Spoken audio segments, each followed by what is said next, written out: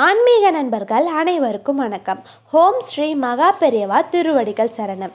நாம் இன்னைக்கு இந்த வீடியோவில் என்ன பார்க்க போகிறோம் அப்படின்னா, உங்கள் வீட்டில் அள்ள குறையாத செல்வம் வேண்டுமா? விளக்கு ஏற்றத்துக்கு முன் இதை செய்யுங்க போதும்.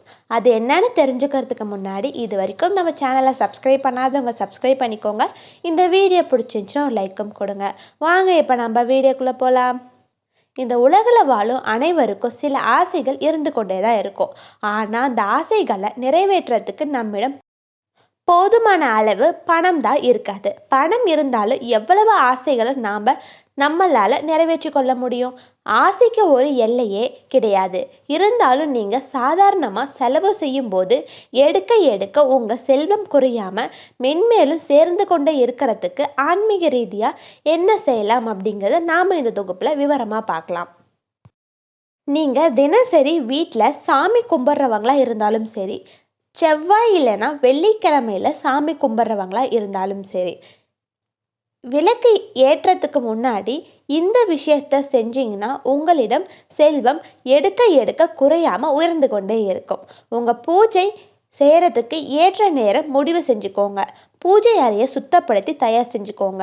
நீங்களும் குளிச்சுட்டு அப்படி இல்லைன்னா கை காலை கழுவிட்டு பெண்கள் முகத்தில் குங்குமம் இட்டு மங்களகரமான பூஜை அறையில் உள்ள விளக்கில் எண்ணெய் ஊற்றி திரி போட்டு விளக்கு ஏற்றத்துக்கு தயாராக இருங்க. அதுக்கப்புறம் ஒரு கிண்ணத்தில் சிறிதளவு மஞ்சள் தூள் சேர்த்து அதோடு பன்னீர் ஊற்றி நல்லா குழச்சிக்கோங்க. அதுக்கப்புறம் உங்கள் பூஜை அறையில் சுவற்றில் அப்படி இல்லைன்னா வீட்டில் எந்த இடத்துல நாம் வேண்டும்னாலும் ஓம் ஸ்ரீ அக்ஷயம் அப்படிங்கிற வார்த்தையை அந்த மஞ்சளை தொட்டு எழுதிக்கோங்க.